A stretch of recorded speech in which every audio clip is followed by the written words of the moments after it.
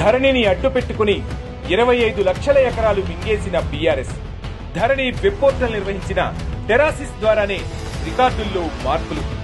Forensic audit పూర్తి కానుండటంతో వెలుగులోకి వస్తున్న వాస్తవాలు. ధరణికి ముందు రాష్ట్రంలో ఉన్న పట్టాభూముల విస్తీర్ణం 1.30 కోట్ల ఎకరాలు. ధరణి తర్వాత ఉన్న పట్టాభూముల విస్తీర్ణం 1.55 కోట్ల ఎకరాలు. అటవీ, రెవెన్యూ, దేవాదాయ శాఖ భూముల రికార్డులు తారుమారు చేయించిన పెద్దలు. హెచ్ఎండిఏ చుట్టుపక్కల ఉన్న 7 జిల్లాల్లోనే భారీగా లావాదేవీలు.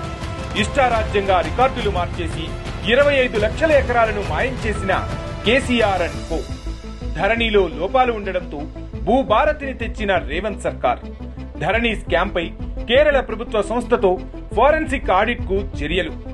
ఫోరెన్సిక్ ఆడిట్ కంటే ముందే అధికారులకు విషయాలన్నీ చెప్పేసిన టెరాసిస్. త్వరలోనే బయటకు రానున్న అక్రమార్కుల వివరాలు.